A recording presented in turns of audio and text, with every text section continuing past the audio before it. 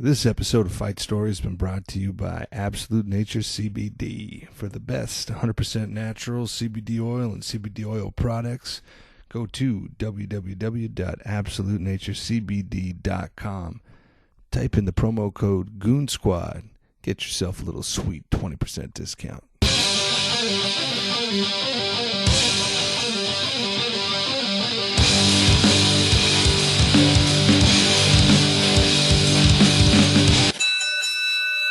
Welcome to another episode of Fight Stories. This is John Moses. All right, we got a good episode for you guys, man. This is a real sleeper for me personally. I gotta say, when Tyler first told me about this episode, first of all, I always get a little jealous when this guy records one without me. I'm like, dude, why don't you slow down? What do you got to run around getting all these goddamn episodes without me for? But if we didn't do this, these seasons would never get finished. So he goes out and he picks off this episode in like Waterloo or I don't know where the hell he's at, Kitchener, who knows. Then he gets Dylan Green. Dylan Green, this is a wild card episode. Dylan Green's a bad boy.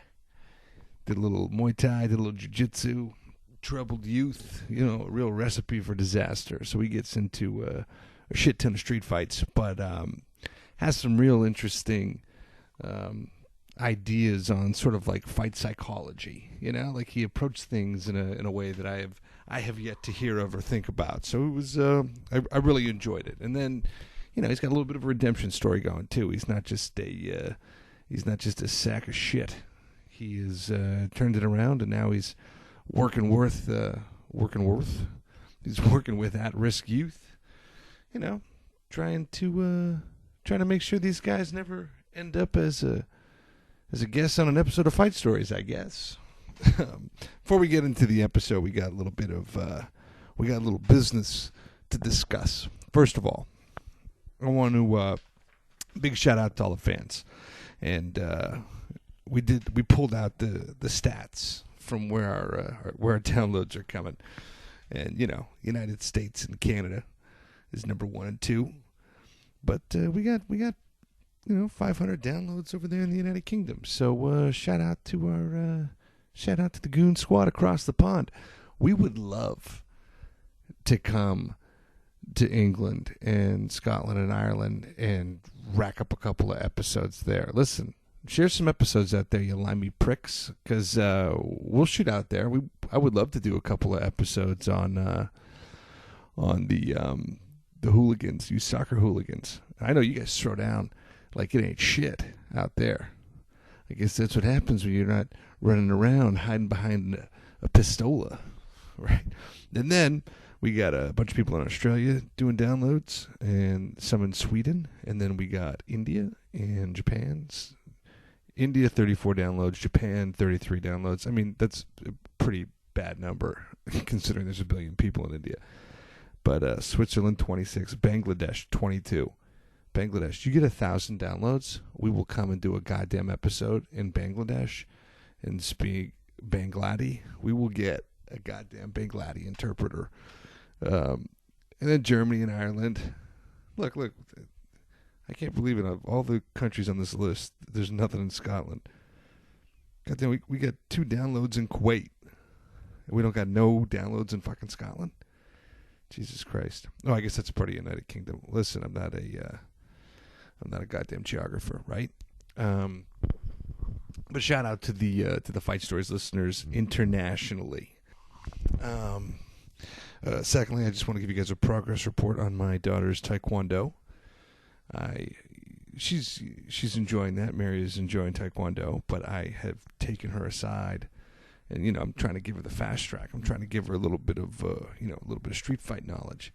And I was telling her that if a guy ever gets a hold of you and you're feeling threatened and you gouge his eye out, you just stick your thumb in his eye. And I try and reinforce that like once a week so she learns the lesson. Anyway, about a week ago, she woke me up gouging me in the eye. I mean, how do you get mad at that, right? Okay, live Fight Stories episode as a part of the New York Comedy Festival is November 10th, Sunday, November 10th, 7 p.m., Old Man Hustle in Brooklyn. We don't know who the guest is yet. we've got a couple potentials. But what we want to do is encourage you guys in the tri-state area to come out for this live one. You know, throw your names in a hat, get a chance to tell your fight story live. If we get enough people, if we get enough Fight Stories fans, and we get enough Fight Stories, then maybe we don't have to have a guest at all. Maybe we'll just run it just like that. So check that out. Fight Stories, part of New York Comedy Festival. The St. Louis show that we were going to do as a live show is now an in-studio show with Cam Jansen and Darren Kimball. You know, there was just some stuff going on with the venue, and it wasn't even, you know, all their fault. We just couldn't get our ducks in a row in time to make it happen, and you know, ultimately decided to pull the plug on it because we wanted to make sure that we got a great episode for you guys. So that said, you know, we went from, you know, having 100 seats to a very limited number of possible seats, like however many people you can fit in a studio. These guys got access to great studios because they both work with the Blues or whatever, but we can probably get like 5 to 10 people in. So message us if you're in the St. Louis area and you want to come sit in on this. And then, of course, we are always in need of support. So if you want to support and you want a Fight Story shirt, hit us up, and we'll get that out to you. We also got the dope hoodies. And you know, Patreon. If you're really feeling generous, you know, you had an uncle in Africa who kicked the bucket and left you a fortune, throw us a couple of bucks on Patreon. We'll love you forever. All right, here's this episode. Dylan Green. Hey, you're listening to another episode of Fight Stories. We're back and it's season 2, and we've been going around catching all the glory hounds on their best day. It's Tyler Morrison. My co-host John Moses isn't with us, so the Sunshine Boys are temporarily separated. But I got a couple beauties in the studio with me right now. I got our buddy Jake Leland, who's a friend of the podcast. He's been around the way, and we also we have a special guest for you today. Before we get into that, though, we just want to thank everyone who's been supporting the podcast in season 1. It's been a big success for us, and we're really excited to bring you some more awesome stories from season 2. You know what? It's not always fun and games with the Sunshine Boys at Fight Stories. Sometimes we like to take it back to the street. You know, we have these hockey fighters, and we have, you know, the MMA guys, the professional scrappers, and it's always fun to hear those stories because, there's, you know what? Sometimes we like to get a little nitty-gritty and take it back to the old school, you know, no holds barred type shit. And today, the way this one came about was interesting because everywhere we go, we'll do a podcast with someone, and they're like, "Oh yeah, you got to get this guy on." So it's like every guest that we have unlocks another door to another, you know, potential guest, and it's no different with this one. We had our buddy Nathan Teixeira. He was on season 1, episode 5, the lightweight bouncer, and like Nathan's a very unassuming little guy, and he was a bouncer, so he's kind of telling us about how to survive as a bouncer, and it was a fun episode. But I get a message out of the blue, and we get lots of messages, and keep messaging us if you want to do the show. We want to hear your story, and if it's good, if we think, you know, this sounds legit, you know, we'll have you on. It's not, you know, there's no real process to this, but our guest coming up, he messaged me on Facebook, and I'm reading the thing, and I'm like, oh shit, this is gonna be a fucking good one. He goes, just ask Nathan Teixeira, he can vouch. So I messaged Nathan Teixeira. I'm like, have you heard of this cat before? Do you know this guy? And he goes, oh fuck. I'm like, that's all I need to know. And so I sent your email to John Moses, and Moses, you know, we both got kids and we're busy, we're juggling things, and I knew, like, when he got back to me, he's like, yeah, if you can get him, whatever. Like, he was like very casual about it. I was like, I don't think he read the fucking email, the message, right? I'm like, John, did you just skim the message and not actually read it? Because I think you need to go back and actually read what I sent you. And so John read the message that our guest sent me, and he comes back, he goes, oh fuck, get him on. And so right then I was like, yeah, this is going to be good. So without further ado, welcome our guest, Dylan Green. He's here in the studio, and yeah, we're really happy to have you here, man. Thanks, man. Thanks for having me. It's an honor to be here, especially after you guys having Colton North. Laurent here and all those guys. Oh yeah, that's what got me into fighting, man. Is watching hockey fights when I was younger. Like they were saying on that one episode, the Rock'em Sock'ems. Yeah. I got those every single Christmas. My dad bought me for them, and I was like 6 years old, 7 years old. I watched hockey for the fights. Yeah, it's the quintessential Canadian starting point for, I think, anyone, that grew up in those homes, like the blue-collar, rough-and-tumble towns and cities in this country. And, Don Cherry definitely, laid the groundwork for, every year you get that for Christmas and it'll pump you up. So that's so cool. And then to kind of knowing a little bit about what's coming up, it's interesting that kind of sparked it for you. Did you play hockey or were you just a big fan? No, my parents couldn't afford the equipment and stuff. I played soccer and I got in too many fights in soccer, so they put me in boxing. few red cards. Yeah, like I'm talking like 9-10 years old, like getting into fights in Ancaster soccer tournaments. So my mom put me in boxing at 11, and then that lasted just a little bit, and then I started doing Muay Thai when I was 14. But my Muay Thai was more for street fighting at the time, and we'll talk about it. Yeah.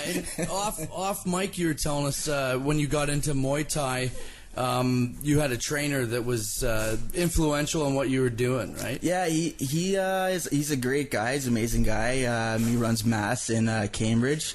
I got in there when it was kind of starting out, and like Chris was a hard ass. Like he didn't mess around, and he just the culture of Muay Thai and how to be respectful and stuff. But he also taught us if someone's messing with you on the streets, it's not, turn around and walk away. You thump them in the mouth. This wasn't some Mr. Miyagi shit. No. This was Cobra Kai, right? Like, come to life. This guy's strike first, strike hard, no mercy. Oh yeah, and that's Chris came from the underground fight scene in Muay Thai because it was illegal in Ontario until just recently. Actually, we had to do kickboxing. Even when I was doing Muay Thai, Muay Thai was actually illegal, so we had to do kickboxing fights where we could only clinch for 5 seconds, and that's our main move is clinching. So yeah. I was beating up like black belts in Taekwondo and kickboxing fights when I couldn't even use my best moves, and that was fun. I loved the gym, but like what people didn't understand was like I would go, so like I was known as a badass in high school, but I don't know. And when you guys were in high school, the badasses, they smoked weed, they smoked cigarettes. Yeah. I was going to the gym at 5 in the morning, then going to school and getting into a fight. Yeah. So like I'm getting taught how to fight and then going to school fighting, where all the other badasses are smoking cigarettes and doing bong tokes. You had some discipline. Yeah, exactly. They're fucking up their lungs, which you need in fights, especially a street fight that can last, a lot longer than hockey fights are broken up within 30 seconds. Well, usually the street fights last about 20 to 30 seconds as well. Like, if you're knocking guys down. Well, if it doesn't hit the ground, like it's tiring, man. Mm-hmm. It is so tiring. I got into one like 2 years ago, and I haven't been fighting for like 4 years. I'm so out of shape, and I threw up. Like, it's hard. I've seen guys have to call timeouts to puke. Yeah, I couldn't do it now. I don't know. I got like one of those one punch mentalities now. If I don't knock you out in one hit, I'm either going to get a bat from my car or I'm running away. Just going back to the Muay Thai training. So you're training full on Muay Thai, but then when you go into a competition, you're not allowed to use all that, right? No, that's what you meant? Yeah, so just kickboxing. Yeah. So it'd be K1 rules. So you're fighting with like one arm tied behind your back, basically. Yeah, basically. Okay, with a handicap against other guys who are training that full time. Full time, yeah. Okay, exactly. and how'd you do in that? You did pretty good? I went 7-0, and nice. then 2 of them were just like in-house demo type deals. Yeah. So they didn't really count as fights, so there wasn't a winner. They say you both win, and participation trophy and out the door. SO penalty free achievement award. Yeah, but I got one cool one was in Victoria, British Columbia. I don't know if you guys know Gabriel Varga. He was the lightweight champion of Glory. Now he's the lightweight champion of Bellator kickboxing. Okay, I have heard the name. So yes. I undercarded him. Oh, nice. For ISK boxing, and I got a second round knee to the face knockout, that was pretty cool. And I was like, 16 years old. The guy was like 21. Wow, and you're flying all the way out there. Do they fly you out or paid hotel? That's paid everything. Cool. That's gotta feel good. You're 16, like you gotta feel like a rock star at 16, fighting in these competitions and being flown out there across the country and treated like like something special, and then going in and winning. Was it a big crowd? Big it was a because Gabriel Varga was there, and he fought Rob Smandich, who's Mike Smandich's little brother. Okay. Mike Smandich, or it might be the other way around. Robert Mike, I got them mixed up. But the Contender, they did a show. It was only one season. Yeah. Of the best Muay Thai fighters from every country. Okay. And the Smandich brother was Canada's Contender. Oh, nice. So his little brother fought Gabriel Varga on that card. Right on. So it was a pretty big crowd. I was the second fight, so there was like a 10-fight card. But yeah, it was awesome, man. And very cool. And then to knock a guy out, like how hard are you partying at 16 after that? Well, I got my trainer brought me into a strip club. He got me in, bought me a Corona. Yeah, so good for you. It was cool. You had a question, Jake. What were you going to ask there? Oh, yeah. Well, he kind of answered. I was going to ask, were these fights local, but they said they flew you out to Victoria. Yeah, I've been all over Canada fighting. Laval, Quebec. A lot of them happened out there at TriStar, GSP's gym in Kenny Florian's. Okay. I never got to meet GSP. I did meet Kenny Florian. Zubair, what's his name again? Frick, I just blanked on his name. GSP's trainer. He's like one of my favorite guys. I watch all of his YouTube videos. But anyway, I met him. The guy's amazing. He's got like I think doctorate in psychology and a black belt in jiu-jitsu, and he's GSP's coach. Wow. So nice. Yeah, and he just retired GSP, so shout out to GSP. Unless he comes back and punches out Khabib. So. You might have to, eh? 1 second. Phil, how's his mic? Are we good? Okay, just wanted to double check. Yeah. Cool. Nice. So you're taking these lessons and you're coming into school, and it's like, are you trying to fight the toughest guy in school, or are the fights finding you? Well, so it started off with because I had older cousins. Yep. And a couple of them were like tough guys, but not like they got in like 2 fights while they were in high school. Yeah. But in high school, that's a good amount. I got in like 20 or 30, but if not more. I was fighting like once a week. But anyway, when I was in grade 9, I was walking with my best friend, Mike Slazak. He's my mechanic now, actually. And we were walking together, and we were with my older cousin. And I was like, who's the toughest guy in the school? And my older cousin pointed at the guy, and I'm not going to say his name because we ended up fighting after, which I'll say that. So he's like, that's the guy. And right from that day, I'm like, I'm going to punch that guy out. So years went by. We were like... He doesn't even know. No, he has no clue. You just got him locked in your I just have him locked in. And I'm in grade 9, and I had him locked in my sights till I was 20 years old. You got his face on the punching bag. Yeah. So then, when I was like 20 and he was 24, we went at it in the club. And I pumped him in the club. And then we went at it outside of the club, and he pumped me outside of the club. And then we ran into each other again at another bar, and it was just, we were hitting each other and turned into a brawl. So it kind of went like a 1-1 and a draw type deal. Yeah. But that was, when I was in grade 9, I was looking at that guy like, that's who I want to end up fighting. If 4 years age difference does make a difference, like it really does, and on the backside it makes a difference too. But like when you're in your early 20s, if a guy's 4 years older than you, there's a good chance. And this guy was crushing people at my high school. He's got more experience in 4 years, possibly, if he's. But he wasn't training. That's at all. the difference. No training. That's the equalizer. Bigger guy. Oh yeah, bigger guy. Yeah, all juiced up. Like I was my Muay Thai fights. The one I was talking about in BC, I was 125 pounds. So when I was 16, I was $125. Up until I was probably 24, I'd say I'd never got higher than 160. Now I'm sitting at like 210. So with the size you guys see me now, I was not like this when I was fighting. I was way skinnier. I was always the smaller guy. Yeah. I was about the same size as you, probably. Like same. I'm around like I'm a little bit more right now. But me and Nathan were the same size. Like we used to party together, and we were like the little guys. And but speed kills, man. That speed you can't. You either have power or you have speed, and then speed becomes power if you do the right things. Yeah, and then if you learn how to throw a proper punch, you can get that power. Like I got a left hook from hell. Like my right hand, like I'm right-handed, and I can throw a better left hook than I can throw a right cross. Yeah. They just, because I swing a baseball bat and a hockey stick left. Yeah. So I got that right hand, but I have the swinging power from the left. Interesting. That's how I swing. I've never heard anyone talk about that because, yeah, like I always like batted left and shot left. So your left hook should be stronger than... Sucks. I'll teach you. I broke my hand. I broke my right hand in a fight, like a street fight, and I was like, fuck, you know what? I'm just going to train to be left dominant, and it just next time I got into a fight, just all fucking rights, just pumping the guy. I'm like, oh shit, what happened to that left? My right hand's gone. Oh yeah, I'm missing one knuckle. You're missing like 4. Yeah, like this is how straight I can put my pinky. Like, yeah, it's rough. It is actually really hard to, I think, train your brain to make your other hand a more dominant hand. Mm-hmm. So that's interesting too, as a fighter to see someone do that, because instinctively, and that's also, I think, that's repetition, but it's also being calm in a fight and knowing what you're doing. Because if you just let the adrenaline take over, you can't fight angry. You're going to revert to what your comfort zone. I call them swimmers. The big haymakers. Yeah, you can't fight out of anger unless you're fighting another guy that's fighting out of anger. Yeah, you fight a guy that's calm, cool, collect, even if he has no training, and you're pissed the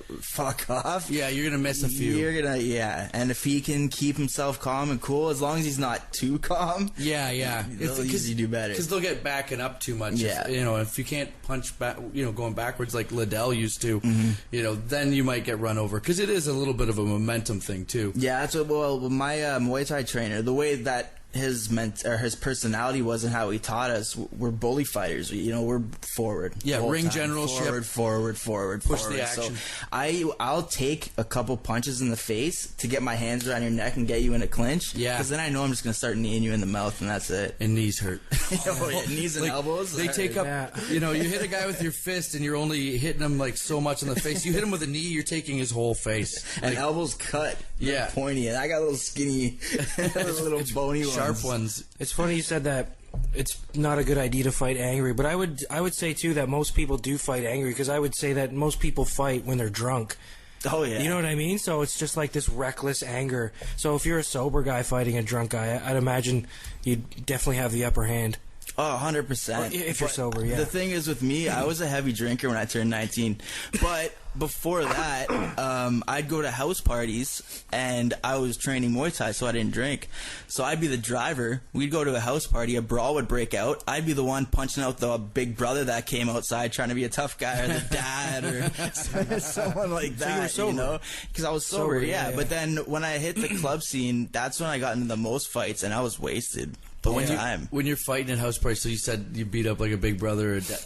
Tell me a story about you beating up somebody's dad, because that's fucking hilarious.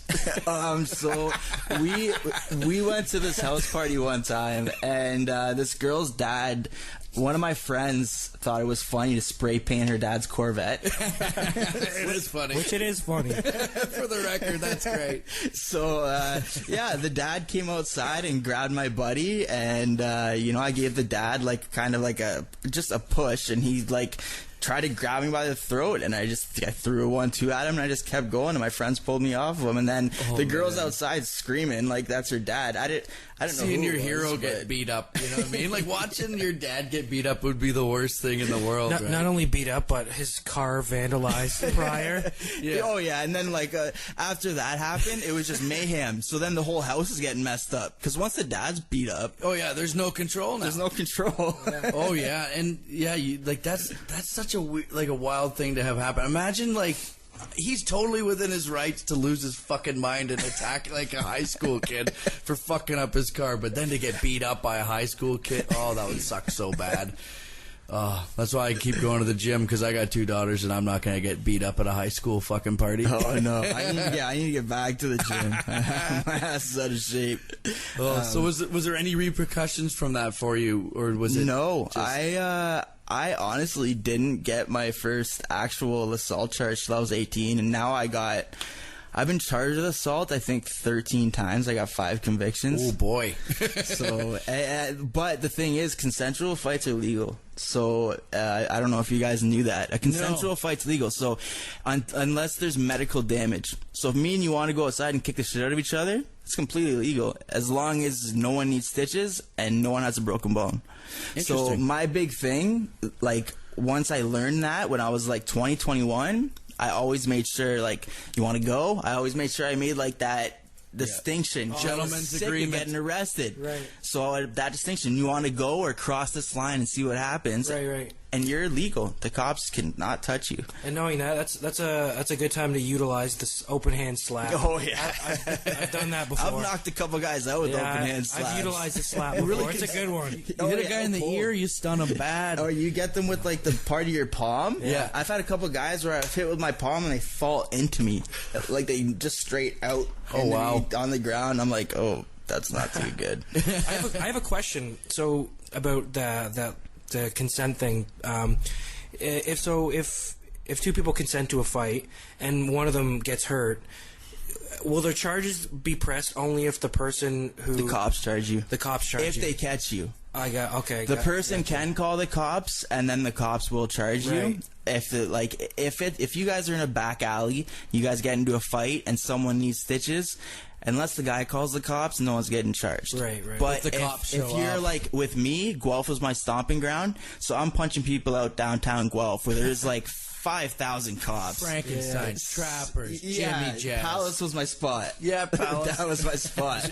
Guelph's a big party town, isn't it? Oh yeah, This is right on one street. It's like all on like a corner, right? Yeah, a couple bars everywhere. It's one straight street, and there's at least 15 bars at least. And then at 2 a.m. the cops just flood it, and I come outside like a banshee throwing punches. So I get arrested every time. But then I'd be like, it was consensual. And then a couple times they'd be like, you can't consent to a broken jaw. And I'd be like, oh, okay, I'm gone for the weekend at least. Oh man. Oh, I love those streets there's so many bars in a row. It's like, I'm an alcoholic, clearly, but I like bar hopping. Did you do that? Or Yeah, bar hopped like crazy. I was like a bar star from like the age of 19 to 23. Actually 18. I got my first fake ID when I turned 18, and then that's when I stopped doing Muay Thai as hard because I started going partying, and but that's when the fighting actually kicked up. I get in more fights at the bar, which most people do, than I did in high school or any other time in my life. Go ahead. No, I was gonna say, was there a particular bar that like Palace? Oh, Palace. Palace was the one where like something's probably gonna go down. If I go there, it was I'm going there and something's going down. Oh, you were going with the intent. You're cruising for a bruise. My friends would be like. They'd be like, Dylan, you had this girl on you all night and you get into a fight. Why are you doing this? I'm like, I'd rather fight than go home with a girl. It was just funny. That was the mentality I had hardwired for combat. It's more exciting. Exactly. Yeah, I get it. Because you know it's gonna happen. Yeah. And like honestly, like I've took my licks and like I don't mind it. Like as weird as it sounds, and I might sound a little bit sadistic, the taste of blood in my mouth, I love it. Like I love the taste. Like when you get a nice gash on your lip or something, and it goes like I don't know why. Maybe I'm a part vampire or something. Yeah, it just revs you up. If you take a good shot, like you get fired up a bit. Nice you know you're alive. Yeah, like I don't like getting rocked. When you get your buzzer beat and you're shaking, but when you take a nice shot and you can still go, it just makes that fight so much more better. Like I don't really like when I get into a fight and I totally would destroy the guy. Like I liked having those good scraps, right? A good contest. Like I got all like the scars on my face. Like I like those fights. I didn't like where I'd walk right through a guy and just lay him out and then leave. Yeah. And so you're going to all these clubs and you're just rolling hard and scrapping. Well, yeah, but I'm rolling with like a pretty tough crew. So like back to high school, I like talked to my cousins and stuff because I was just so into fighting, and like I was talking to my cousins and like this school would fight this school, and you guys had that when you were younger. A little bit. So what I did was make friends with the toughest guys from each school and brought us together as a group. Oh man! And then we grew up together and started going to the bars together. Oh, that's so I basically like draft picked that's evil. Like the toughest guys, and I was like, why are we fighting each other when everyone's scared of us and they want to see us fight? Why don't we roll together as a group? who's going to do anything to You're us? the Golden State Warriors of Guelph Exactly. fighters. Yeah. And then I'd have my Muay Thai guys. Yeah. So I got the toughest street fighters, and then I had the Muay Thai guys that like to come out sometimes and bang at the house parties. So Right. That's it awesome. was fun. But like, the one thing I'm gonna say is I was probably 3 or 4 years into training. I fought this kid.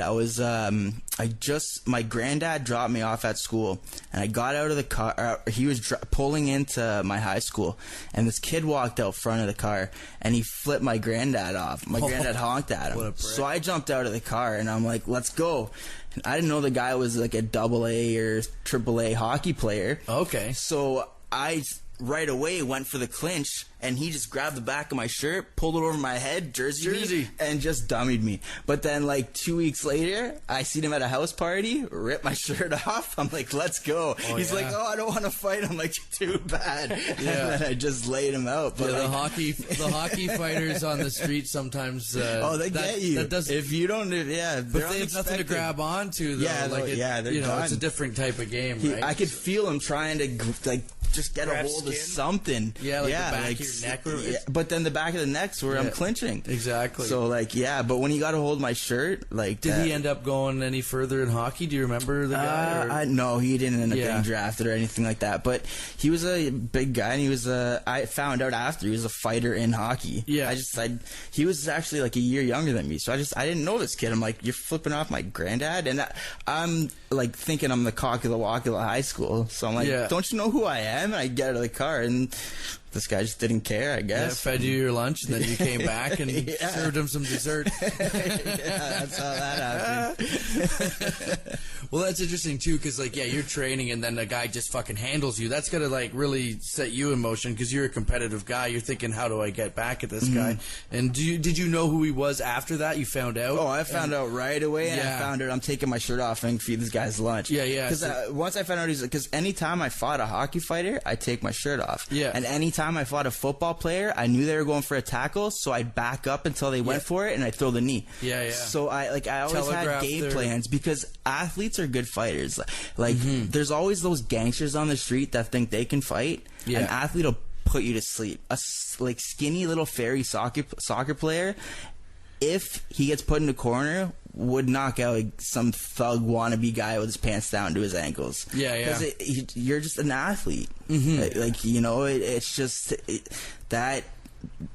that mixture of all that training that you do, it doesn't matter if it's fighting or not. When you're playing soccer, you're kicking. When you're playing hockey, you're checking and you're swinging a stick, so you have that hip movement. Like your body's just more toned to doing certain things that other people's aren't. Athleticism accounts for so much in fighting. It's such a huge part of it, right? So, That's why when I got into Muay Thai, I came from soccer, so I knew how to kick already. Cardio too. Yeah, my cardio is amazing. So my trainer seen me, this young soccer player with cardio, and I knew how to kick, and I was like 14 years old, so most kids can't, like 14-year-old can't throw a roundhouse kick. Yeah. I did it in 2 seconds because I'm used to throwing soccer kicks. Yeah, that's cool. I've never thought of the connection of that. That's really cool. Yeah. Because when you think of like guys coming from a sport into MMA, you don't think of soccer. You always think of maybe a guy played football or wrestling or hockey, that type of stuff. You see a lot of like ex NHL or semi-pro hockey enforcers get into the MMA stuff or the boxing and that, but you never think of a soccer player stepping into that side of it, which is kind of cool because that makes a lot of sense. It's just the athlete, like the athletic. I don't know what the word would be, but just having that from any sport. Like I don't even care if it's tennis. Like your body, you're learning how to move. Like I said, and just in different Being ways. fluid, right? If you watch Conor McGregor, he's doing yoga. He's doing mobility training, where like they have him like doing these weird moves under like poles and stuff, and like it's just to get your body to move in ways that other people's can't, because you have that little bit of an edge, and when you keep getting those little edges and you put them on like a Jenga board, Yeah. they keep going up, and you just keep getting better. And a lot of like fighting, when you're like kind of like imposing your will on someone, you're putting them in an uncomfortable position. So like an uncomfortable situation. Someone like Conor McGregor, who's doing that training, he's comfortable in an uncomfortable Exactly. situation. His body will move a different way, so he can slip out of that. Like there's, or be more aware of where he is when that's happening and how to escape. Yeah, it, like think, right? I have basic Brazilian Jiu-Jitsu training.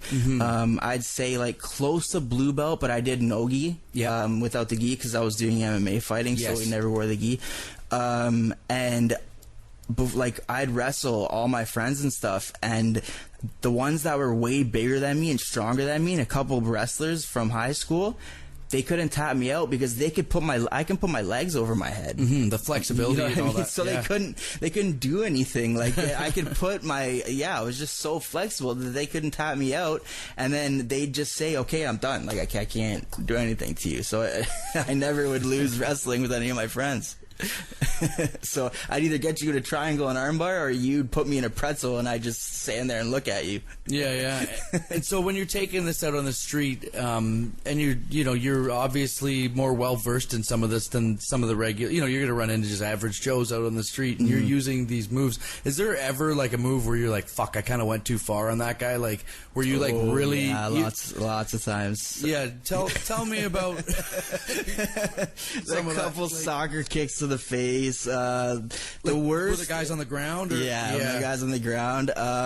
Head kicks aren't that good. Knees to the face in the clinch. Yeah. But the worst, I would say, where I kind of feel bad after, is when you get a guy in a triangle and you start dropping those 12 to 2 elbows on him. Yeah, Because you're choking him and you're cutting his whole head open. Yeah. So the guy's sleeping, he's bleeding. Like you kind. I didn't at the time. It's a little overkill at the time, but you think back on it. Well, like I had a rough childhood growing up, so I didn't really have a lot. Like I was kind of victimized when I was younger. Okay. So I didn't really have a lot of care for people. Yeah. So that's what pushed me so much in the fighting. Yeah. Was I could go that distance because I could jump on someone's head and not care. Yeah. So like you didn't have the same remorse, the at same the time. empathy for people at the time. I had to learn that now more as an adult. It's something I'm working on, still working on, and that's just from childhood stuff. So it was tough at home, and then you kind of brought that into your routine, and then it made me a better fighter because when things are tough at home and you go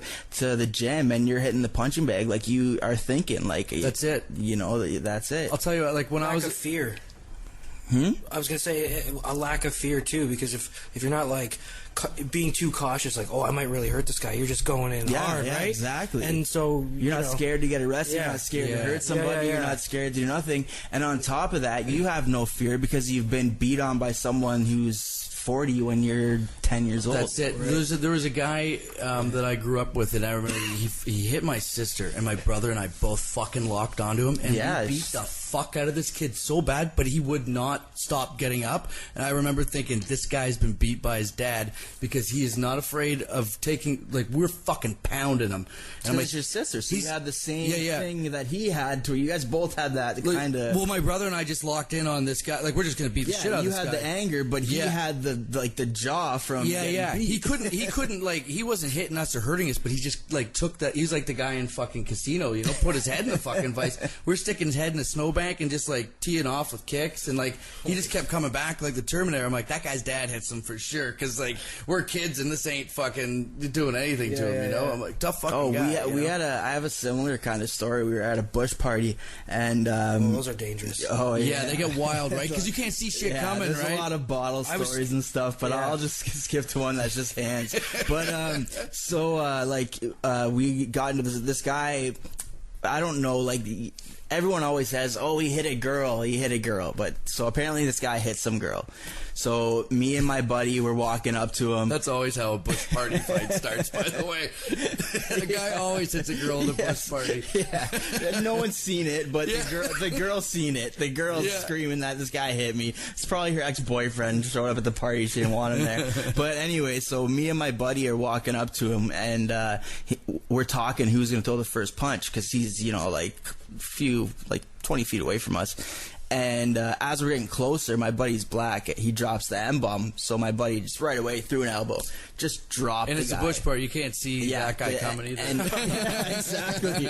And so he threw an elbow and just dropped him. And then I jumped as high as I could and just double feet it on his face. Oh, man. Okay, so we're leaving, and this guy's out cold, like, for a while. And, like, people are coming out to the parking lot saying, like, that guy's still out. Like, yeah. So, like, I'm freaking out. I'm getting in my car. I'm like, everyone jump in.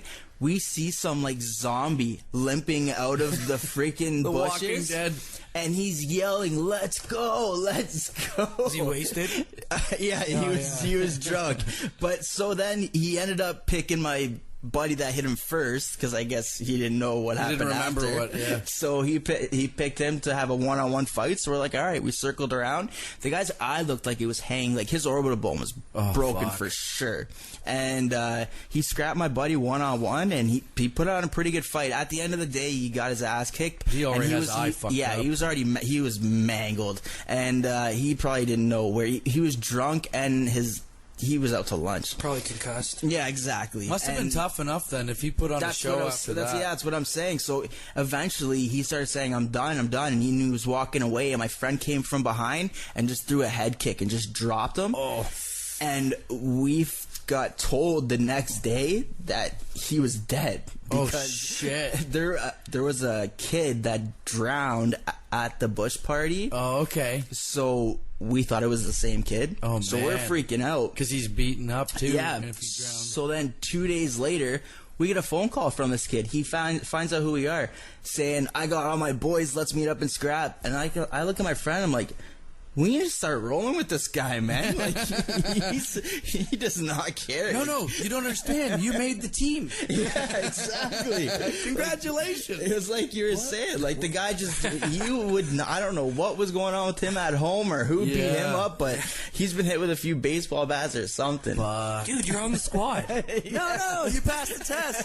I passed the test. I was going to say one comment about bush parties. That I remember, I like I said, I never liked them because I would always get anxiety, right, about, like, you know, a brawl breaking out and catching a bottle. But one time I did go to one, you're right, a lot of it always has to do with the girls.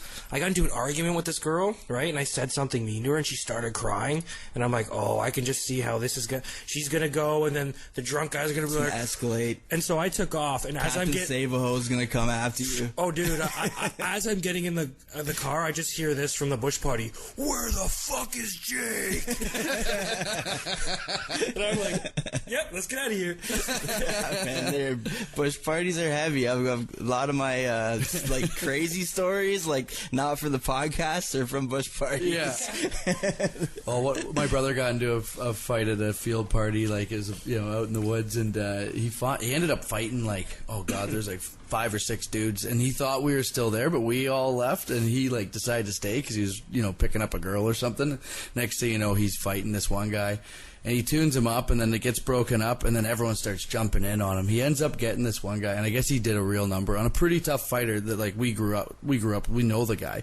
And I was talking to that guy probably like 2 years ago, like, we're friends now, right? And he's like, holy fuck, man. He's like, I had never been beaten so bad as by your brother. Like, he was hitting me like a video game, like coins are coming out of my pocket. Like, I lost $75 in that fight. Like, none of my money was left in my pocket. But, like, it's so unpredictable in a bush party because there's just people coming blindsiding, and, you know, everyone gets brave and tough at one of those. You know, when a fight starts, like, people who wouldn't regularly fight, they start wanting to get in, you know, or they'll throw a cheap shot. They won't actually, like, stand back and trade, but bottle. Yeah, they'll throw a bottle or whatever. Yeah. Oh man, it's whip an old English bottle into like a I got hit with one of those. Yeah, it's a little wild. Yeah, but the thing is though, with fighting, like, you can go to any sporting event. You can go to the FIFA World Cup finals game, Stanley Cup playoff finals. Like, you can go to the Super Bowl.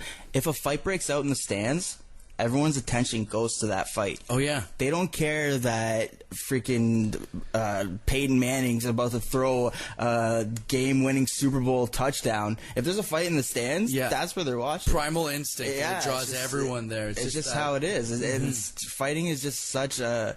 and now I used to say, like, it's just a manly thing, but now, like, with girls getting into MMA and stuff like that, like, I think it's just a primal human instinct to have combat. It's pretty cool to think, and I feel like as a society we've kind of like devolved after is that what it is? De-evolved?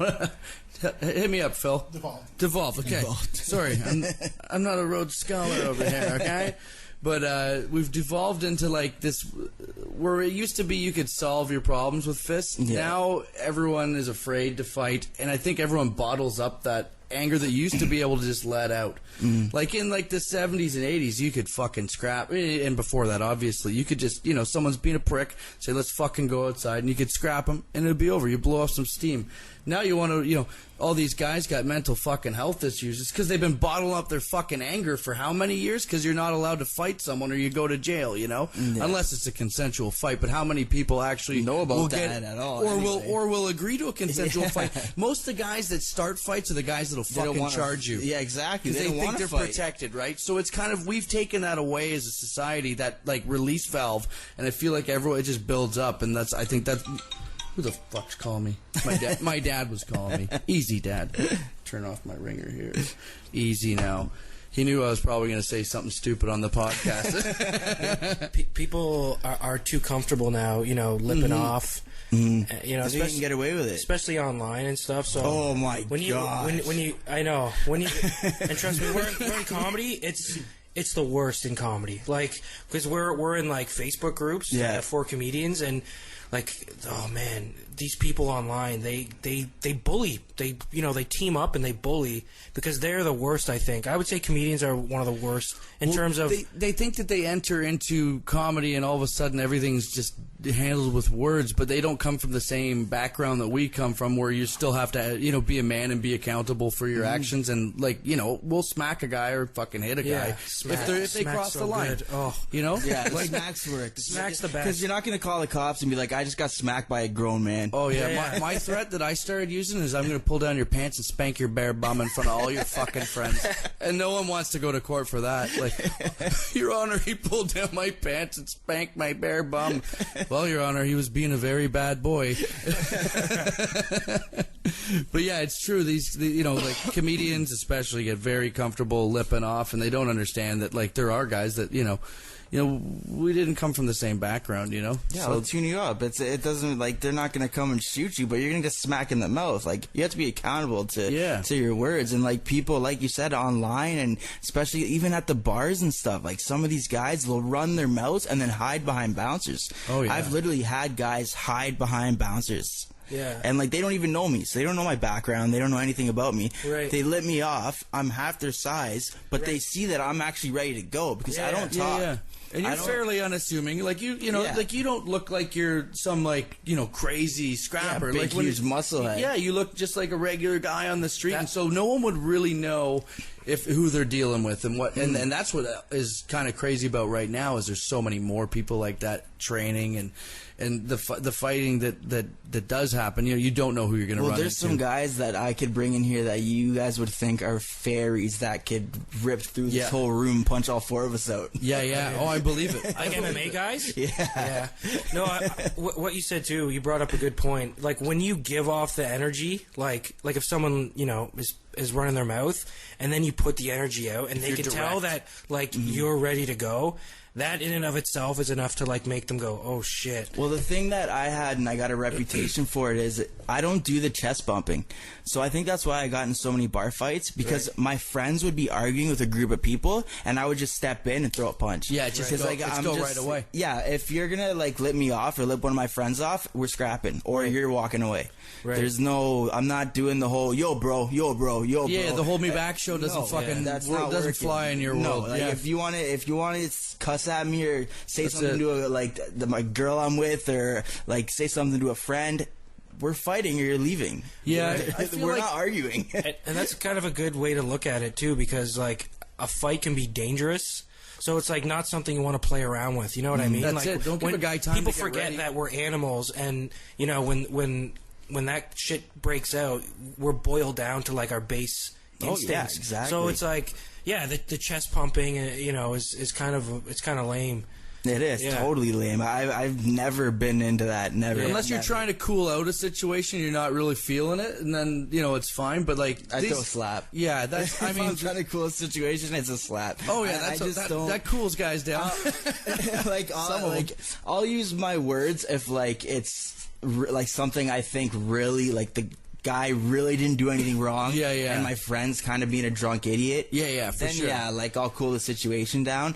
But like if like you're both ready to go and you're picking on my friend, or not even picking on my friend. If you and my friend are arguing, I just get sick of it and I'll step in between you and just be like, okay, let's go. It's either happening or it's not. And I think a smack is the great decider. Whether, you know, if you get smacked by a man, you have to fight him or you're a fucking bitch. And you're better off taking the beating than being the guy that got smacked and didn't do anything. The best thing about the open hand slaps is that's when you realize if they're going to turn around or if they're going to fight. So you don't have to do the chest bumping. Yeah. Smack them and get a punch in the face and fight, or he walks away. Exactly. There's no, like, because I can't, that's one of my hugest pet peeves. But it gets me in a lot of trouble because I'll be walking down the street or something and bump shoulders with some guy and I'll say sorry and he'll be like, fuck off. And I'll just go off my head because I'm just like, are you kidding me? I just said sorry to you. Yeah, I fucking can't stand that. Like, it's just such a fucking. There's no reason for that. First of all, like for a guy to like, if you say sorry,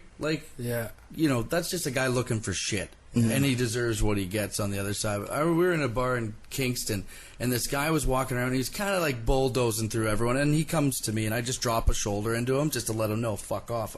I didn't say anything, just whatever. We're just, you know. He comes back and he's got like 15 guys and there's like 4 of us and one of our guys has a fucking broken leg. He's on a crutch. One of our guys that was with us, a pretty big dude, he fucking stands down this whole group. But the other guy with a broken leg, he's getting ready to get into him. Like, don't fucking do anything. I'm like, if this breaks out and we go, and if I start losing, give me the fucking crutch. Just hand me that fucking crutch when I need it. I broke a guy's nose with a cast on my arm one time, actually. Shit. I ran down the hill at a park when I was in high school and just threw it. Like, I just swung it and broke this guy's nose. Yeah, it was pretty bad. Oh, yeah, but, that'll hurt.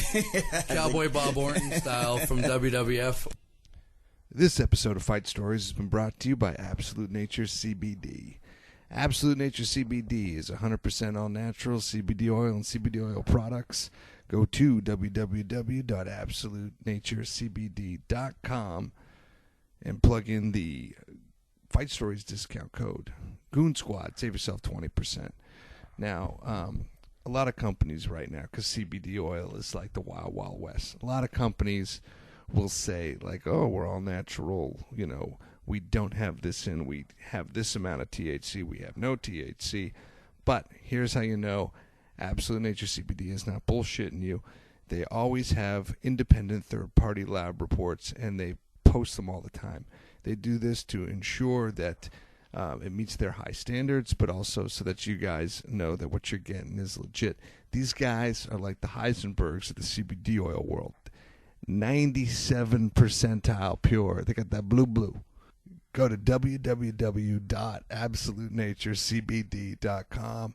Pump in that Goon Squad promo code. Save yourself 20%. I was gonna say, my favorite videos to watch on YouTube, like back to the whole, you know, chest puffing.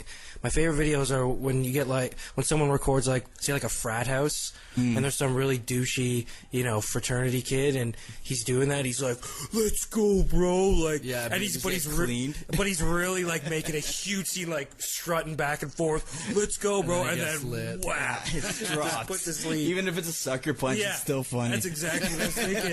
It's hilarious. Yeah. You deserve that. You deserve to get punched by any person at that party at that point. That's funny. But So you get in, you're scrapping in the clubs. What's the fucking wildest one-on-one that you had out of the bars where you're just throwing bombs with some guy? Like, how did this, you know, what was the best one? There's in your mind, many of them. I was trying to think. I put on my Facebook, but I think it was too early because I put it on today. I'm like,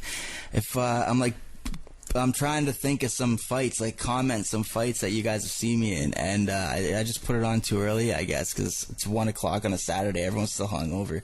Everyone's still in bed. But yeah, I was trying to think about the best club bar fight I've ever been in. That's a hard question. Well, so you're getting obviously you've been in a lot of fights. If you can't fucking remember the best one, that's okay. That's all right. Now I think you mentioned that you were doing some bouncing too as well. Did you get into into just for a little bit? Is it because you were beating guys up at the bar? They're like, we might as well hire 'em? Yeah, I was at the I got a name in Kitchener, and I was at the Stampede, and I was a line cook there. And when fights would happen, I'd run out, and the bouncers would like back down from some guys, and I'd have to deal with it. It's like Roadhouse. Where these guys, I'd go up behind and just rear naked choke them and take them out. Like I wouldn't punch them or anything. Yep. And then but the thing is though, is I have a record, so I couldn't get a security license. So they gave me a shirt with staff on the back. That's funny. I was a bouncer, but it had staff on the back of my shirt, and I ended up getting fired because some guy in the parking lot just kept going off, and just like we threw him out of the bar. He kept trying to come in. He was lipping us all off, and then the owner came out, and she was like a younger girl. She's like in her 30s, and he starts like calling her the C word and all this stuff, and I was like, that's it. I just ran across the street and knocked him out, and I had to get fired because you can't you can't do that. But yeah, like with the bouncing, it was, I don't know, like I kind of have different stories than Nathan, because I just right away would, like, I wouldn't wait. I knew when a fight was coming on. Like, I knew right away if an argument was coming. Like, I could tell who the aggressor was right up behind. Rear naked choke, you're out. You're gonna know, you just from being in that many fights too. You know before it's happening. You have the sixth sense that this guy's the real problem, or this guy's just for show, or who has more friends. And who's gonna cause the brawl, and you can just tell. So it's just you have to keep it that way. But I only did that for like 2 months. I didn't like the whole bouncing thing, because like I said, I don't do the whole there's something about me, I'm you're going 0 all in. or 100. You're going all in if you're going. Like it's just exactly. I can't do the grab a guy and throw him out of the bar. It's just not in me. So when you were 18, you mentioned that was the first time you got charged with assault. Yeah. What happened there? So I was walking down the street. And I was kind of the asshole on this one, to be honest. That's all right. That's and a few of them, I've been in so many fights. Sometimes you're going to be the asshole. I was the asshole. So I was, he said something kind of stupid, but so I'm walking down the street, and I'm by myself, hammered, looking for my friends, period.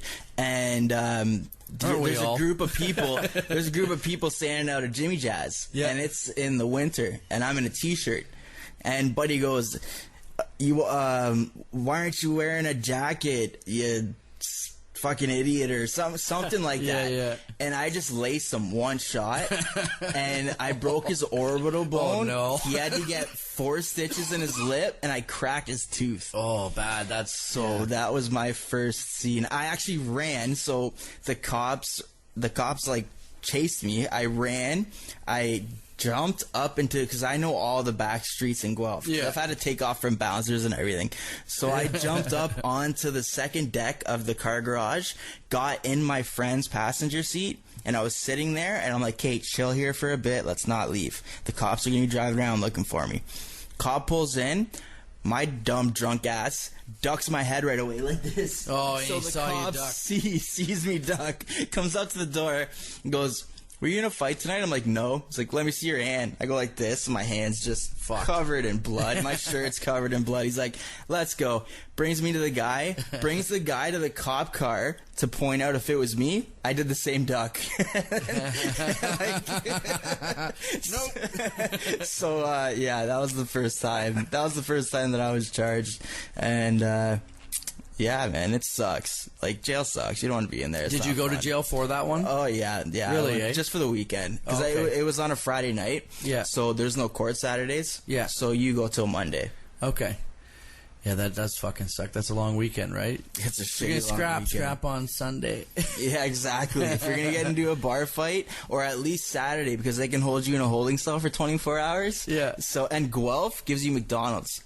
Oh, good So stuff. if you go it's like into Dog the Bounty yeah, Hunter. so if you get into a fight or anything downtown Guelph and you get arrested, you wake up in the morning, you got an egg McMuffin, a hash brown, and a coffee. Hey, life hack. Life hacking. And then, Well, and then if you got to go to Maplehurst, they got to give you lunch. They give you a Big Mac combo. oh, there you go. Life hack for the listeners, So eh? yeah, so sometimes I get into a fight on a Saturday night because it was Palace's big night was Saturday.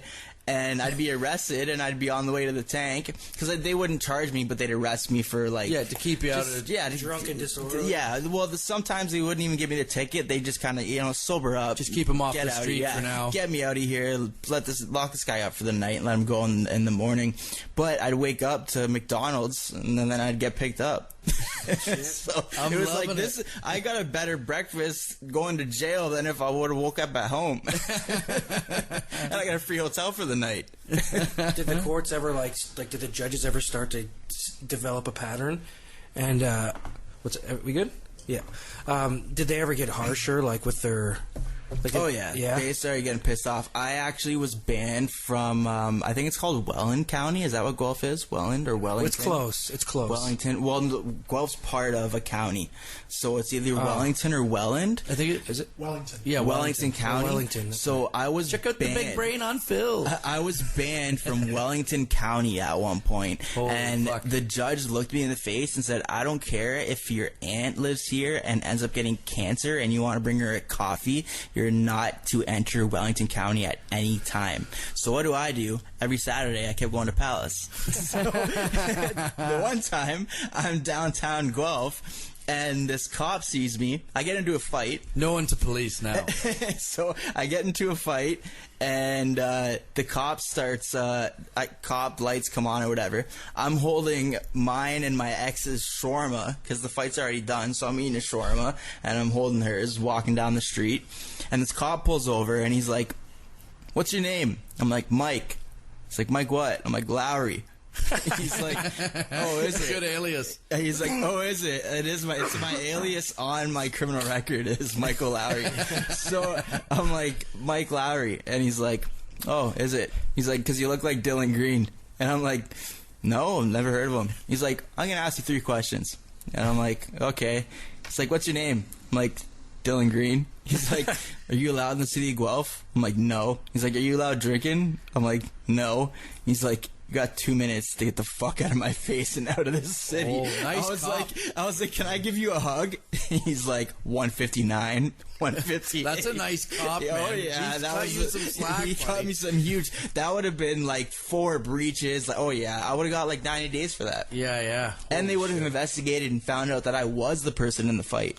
Yeah. I which would've got had you my more. ex with me and a friend, and I was holding 2 shawarmas, so he didn't think I was the fighter. I had no blood on me, I had Yeah. nothing. So they would have arrested me, investigated, found it would have been a shit show, and this cop just let me go. So if that cop ever hears this, thanks, man. Was your now you're going through all this shit and you're getting you're in a revolving door now in and out of court. Oh yeah, You have a good court in lawyer? Guelph and Cambridge. You got a good lawyer? Or is it like a court appointed? Yeah, or? the cool thing is I'm going to school to be a paralegal. Yeah. Because so my aunt owns or she's a name partner for a family law firm, and we have a family friend who's very well known in Kitchener for being a lawyer, and I always used one of either him if it was a big case, like I had a couple like firearms cases and stuff like that, but for fighting I'd use like one of his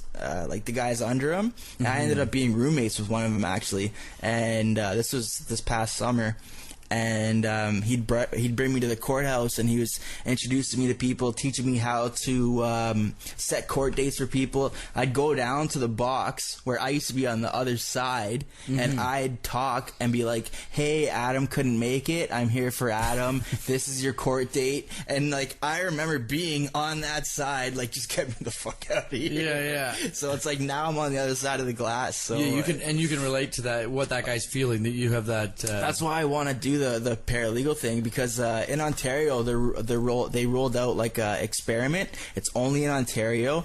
Paralegals can do. There's barrister law and solicitor law. I'm not going to get into all that. But if anyone that knows, paralegals can do most barrister law. Yes. Can't do any solicitor law. Only in Ontario. So I can defend, once I get my certificate, people that are looking at 6 months and under. So I want to start defending YO offenders, young offenders, people that are under 18, because, well, for one, I can talk to them and be like, hey, I've been there.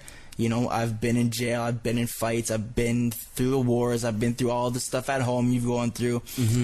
And on top of that, their parents foot the bill. So I can make money and I can help them. You're using your life experience in a positive way as opposed to what you were doing before. And so you've been to jail. What was the longest stretch that you did do? I don't really like talking about that stuff too much, but the longest stretch, I wouldn't really say. It's more of like, I think jail's more of like the mind, so it's not really the time, because I've only done like Mickey Mouse time, little time here and there. But the feeling of being incarcerated. But it's like, even if you just do 3 weeks, man, like that is hell. It's like, mentally taxing. Especially because, so like when you go to Maplehurst, which is the only place that I've actually ever ended up being, like that's hell. Like I have friends that have done pen time that are like, I'm so happy I went to the pen. So if you're looking at 2 years plus a day or 2 years less a day, take the pen time, because Maplehurst it's everybody put together.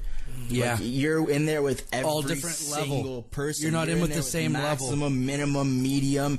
You're in there with murderers. You're in there with Savages. guys that stole chocolate bars. You're in there with I remember being in there, and I know it sounds bad, but we bullied this like 50-year-old man into putting money into a bank account. He was in there for his first DUI. Never been to jail. We found out he had money, and we're like, listen, you're gonna put money in this account, and we're gonna punch you out every time you come out of your cell in the morning.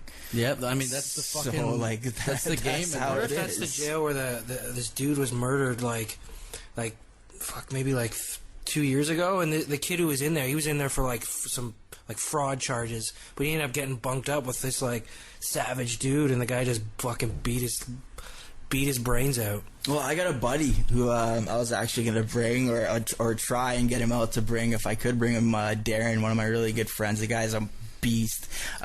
He just now started Muay Thai. The guy's like 250, monster. Big boy. Just in and out of jail. The guy's a savage.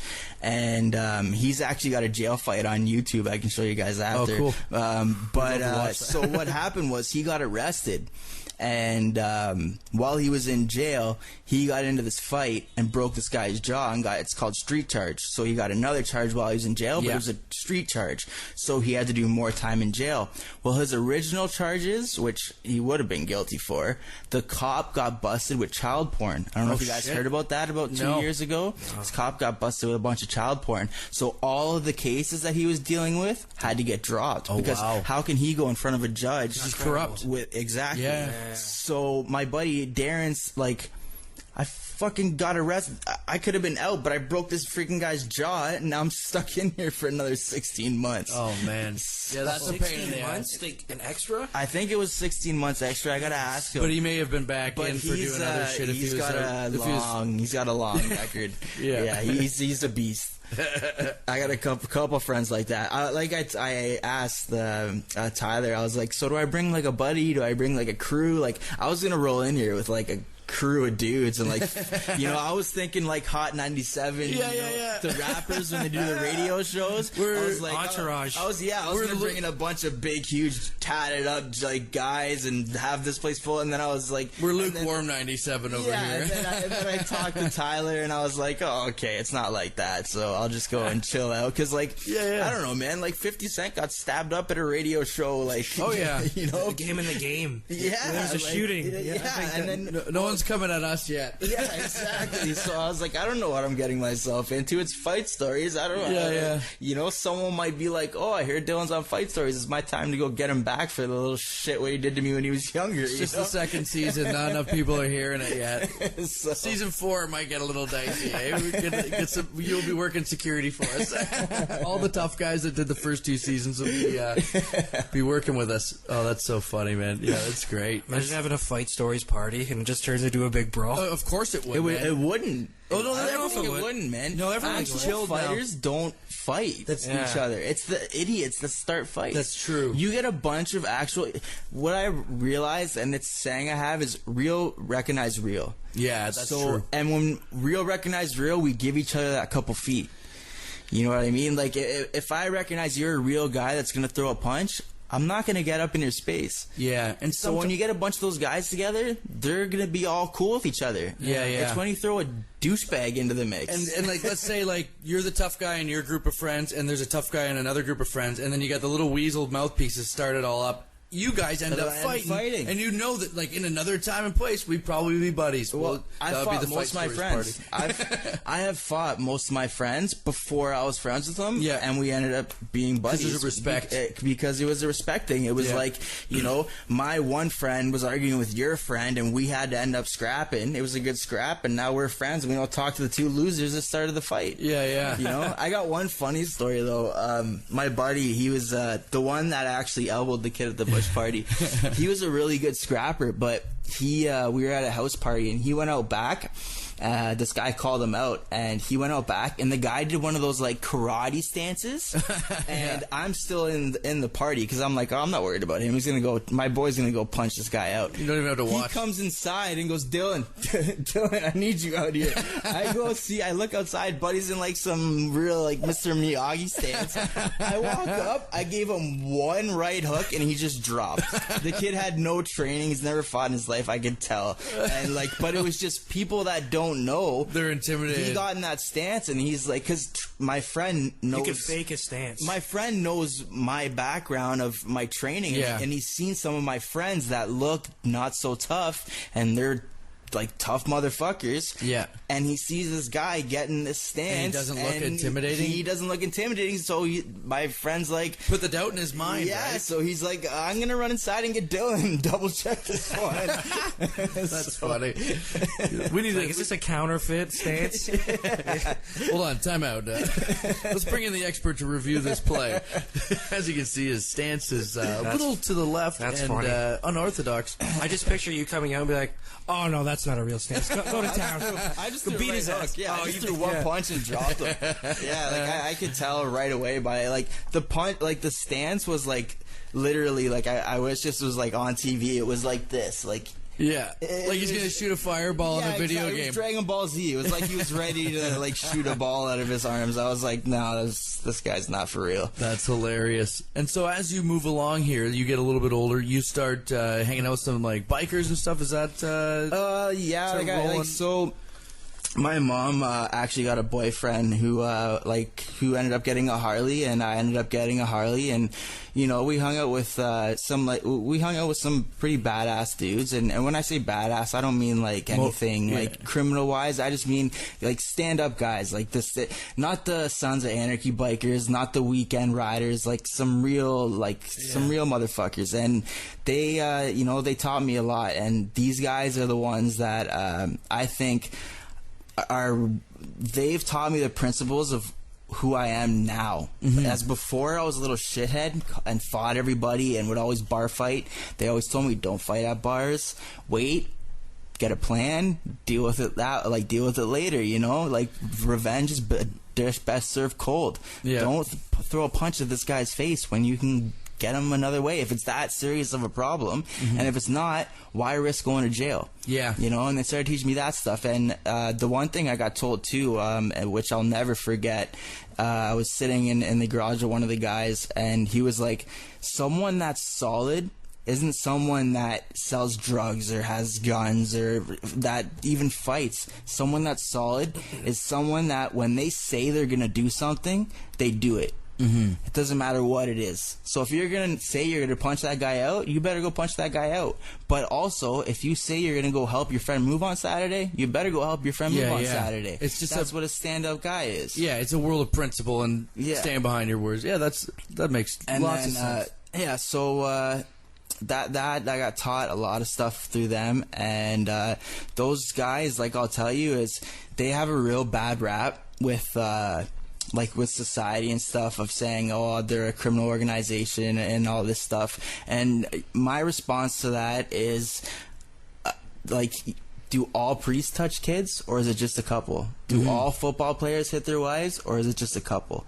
You know, more than a couple, but yeah, but it's like, you know what I mean. It's like it's a group of people, and there's a couple guys that do a couple things that's how what they do. And but any large number of people, there's going to be people that do certain outside things. of and it's not a necessary requirement like the law is trying to make it look like. And you know, to me, being around it, it's just it's the most respectable stand-up people I ever met. I never had to see one of them get into a bar fight because you just know not to mess with those guys. Don't fuck around because they just have that. There's a big enough group of them, but the thing is usually when you go with a group of people, say you're with 10 people, usually only 2 of them are fighters. You know, with that group, all 10 of them are throwing down. Yeah.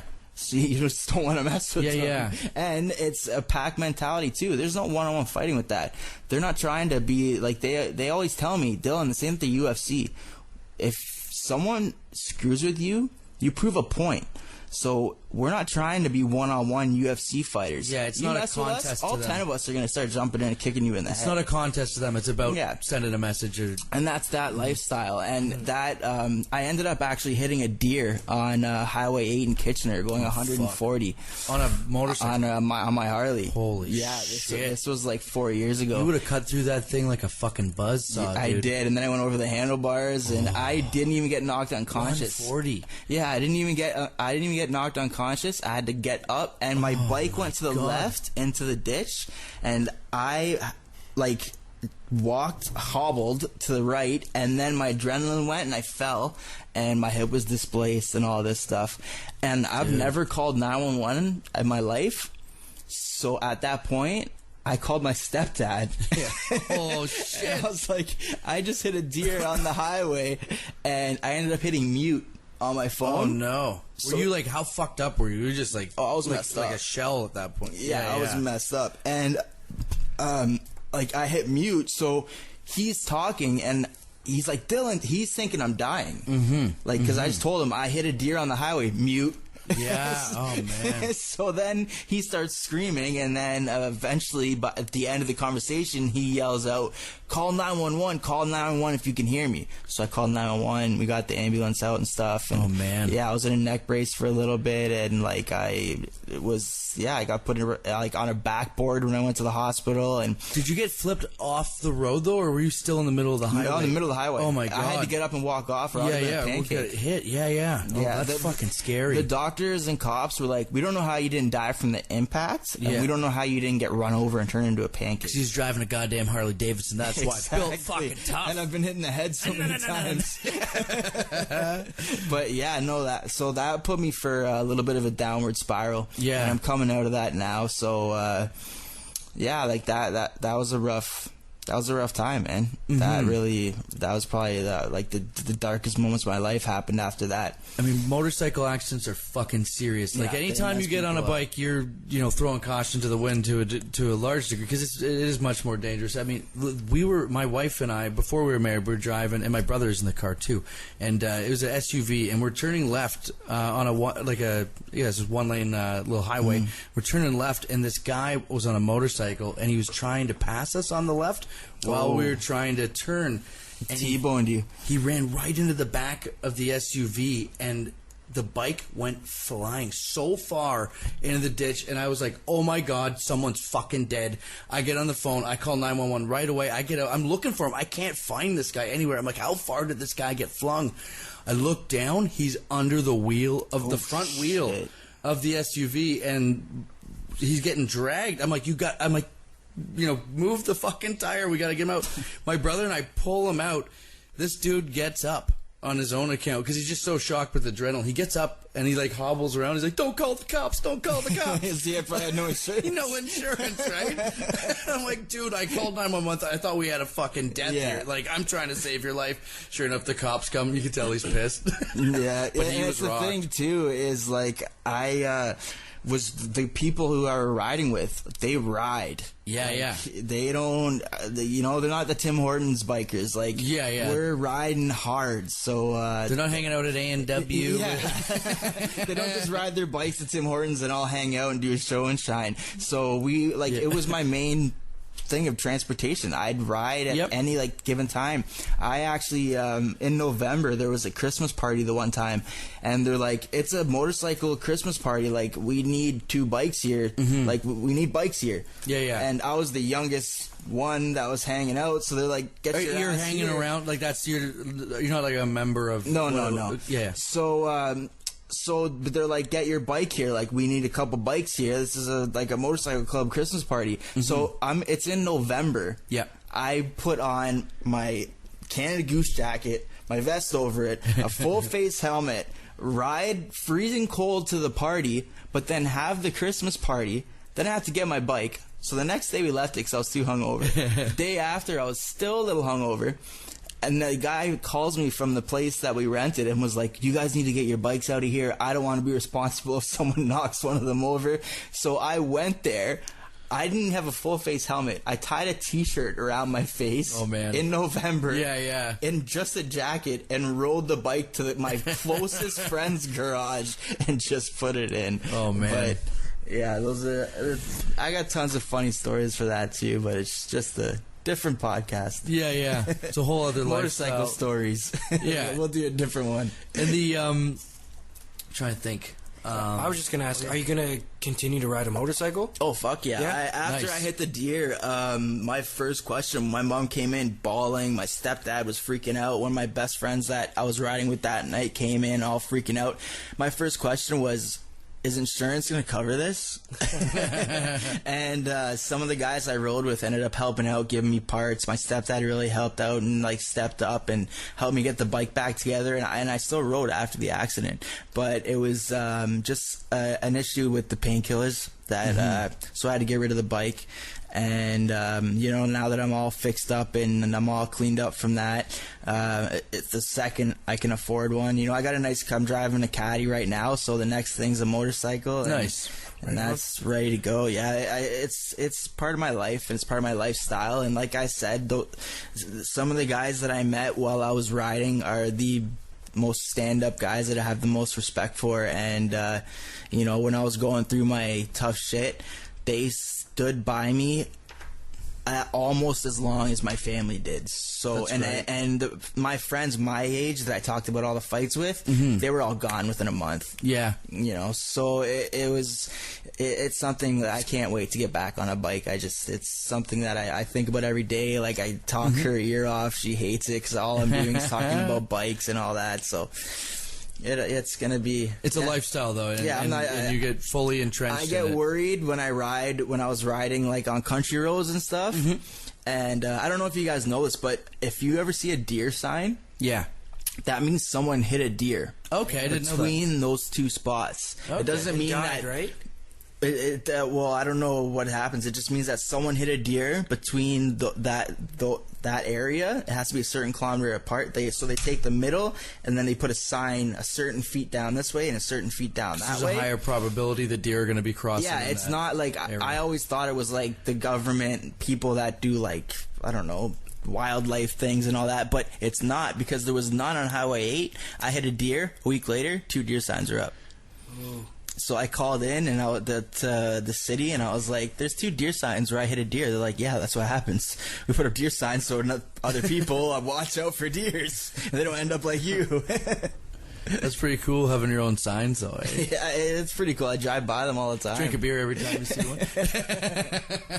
Well, I can't remember if this is valid or not, but I've driven up northern Ontario a few times, and often you'll get the moose signs, right? And I thought I recall someone telling me that if there's a sign in that stretch, and that means someone was actually killed in that stretch of highway. That could make sense. I don't know what the moose is, because if you hit a moose, you're dying. Yeah. So it's probably just if anyone hits a moose, it's just the fact that if you hit a moose, you die.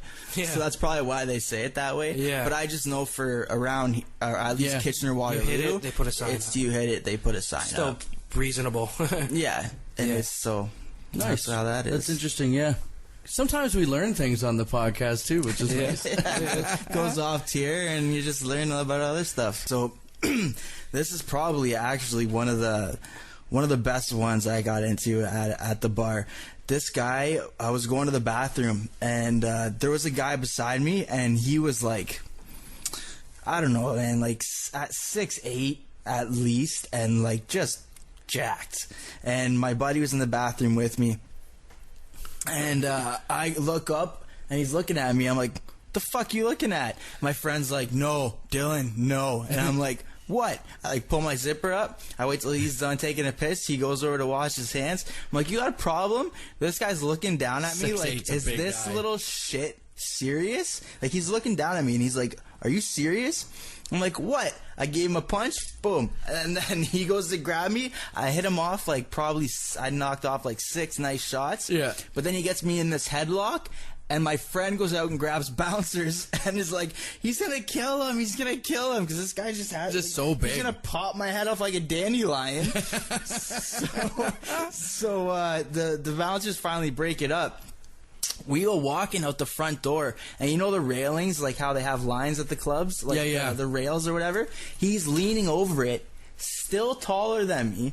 Didn't notice I walked by. We looked. His face was mangled. I'm like, oh, yeah. Yeah. Like, this is the biggest guy I ever beat up. Got him before he could get you, Yeah, but when he had me in that headlock... It's in trouble. Oh, man. But he didn't, for some reason, he didn't hit me when I was in the headlock. I don't think he was a fighter. I just think when you're that size... You're not used to getting called out. Yeah. Like, he was just a monster of a human. And if he starts unleashing, like, it's hard to account for that level of power, though. Like, that's like another whole other thing, you know? He's like I was like 150 pounds, like I'm 5'10", like he's like, what this little shit doing? He's not gonna do anything. And then when I hit him, I think he got stunned for a second, and that's how I landed a couple more punches, and then he's like, all right, you little shit, put me in a little headlock. But yeah, that was a funny one. Nice. What was your best one, Jakey? The only one like there's definitely been a few, but I was just thinking about this one just because it was so stupid. I got into a fight in Calgary over a fucking lighter. It just goes to show you, like, not every fight I've been in was like a noble cause. This is so dumb. No, I look back and just I shudder, like, oh, what a little degenerate piece of shit I was.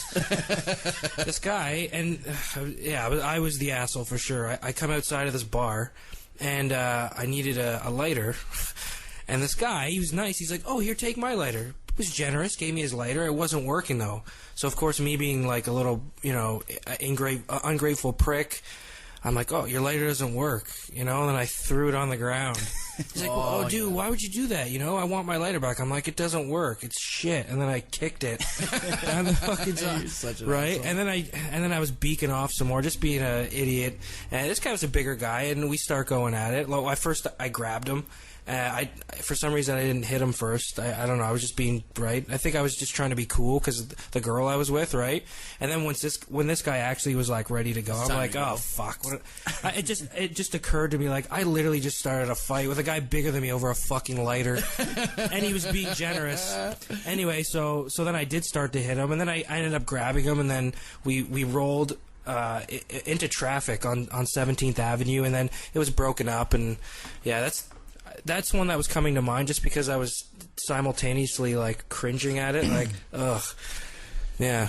Oh, see, you guys, when you talk about him, it brings some up for me. So when I was in high school, this kid came from Preston, and I'll even say his name, Jason, because he's a little shit. He comes from Preston, and he goes around the high school, I want to fight the toughest guy here. So everyone starts coming up to me and goes, this guy from Preston wants to fight you. And I'm like, for what? They're like, he wants to fight the toughest guy here. Like the toughest guy in the school. I'm like, how's that me? Like, why do I have to fight this guy? Like, can't someone else? Like, I don't want to fight this guy. You know how much suspensions I've had this year? Yeah. And they're like, well, like, he's saying he's going to be at the bus stop after school, and he wants to fight you. He's asked around, and he wants to scrap you. He wants to make a name for himself. Because I guess he was a tough guy in Preston. He came over to, so Cambridge is Galt, Hespeler, and Preston. So he came to Galt, where I was in school, and, like, any new person that comes to school, you're a nobody when you're new. Right. So he's like, I was the toughest badass in Preston. I want, to deal with this. So I go out and I'm like, okay, whatever, let's do this. And at this time, my mom's supply teaching at my school. Okay, so I go out and I start scrapping this guy. I get him into a clinch. I start kneeing him. I feel his legs go weak. So I mean to throw him onto the ground, but I threw him and he tripped over the curb and he got hit by a car. Oh no! So the car was just turning right from a stop sign, so it was only going Not a probably lot of like speed, but 20 enough, or 30, but it hit him, and like he went over the car, and shit! Oh yeah, so.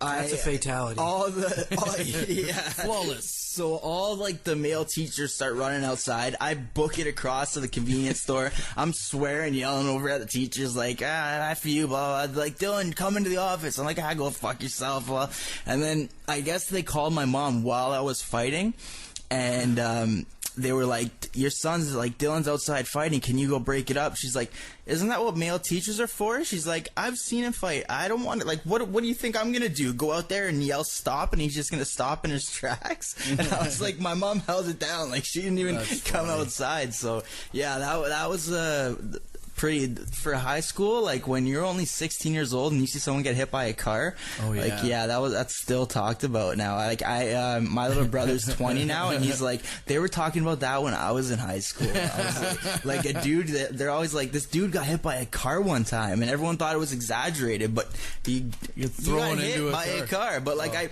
I meant, because I felt his knees buckle, so I was just kind of, when you're in the clinch, you kind of like just throw him off, roll him off to the side, like you're garbage. Yeah, exactly. But like he kind of did a little trip over, and then the car just. Yeah. And I was like, it was like a stumble buckle. I seen like the second I seen him hit the car, I was like, oh shit. Yeah. I got a 20-day suspension for that one, because only 20 days too.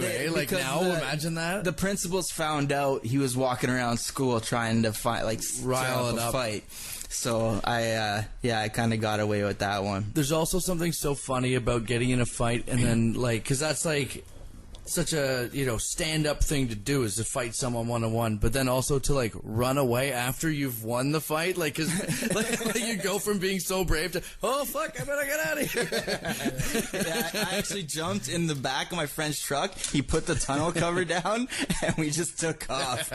I'm like, I'm not getting charged. I'm not getting nothing. The adrenaline rush. I'll deal with the suspension when my mom comes home and tells me how long it is. The adrenaline rush of running away is almost as rich as the one that you get in the fight, Yeah, because I was thinking, if they get me into that office, cops are coming and I'm getting arrested. Yeah. So I was like, I'm out of here, man. Yeah, my mom was at work. She'll come tell me how long suspension was, and that's how we'll deal with this situation. Hilarious.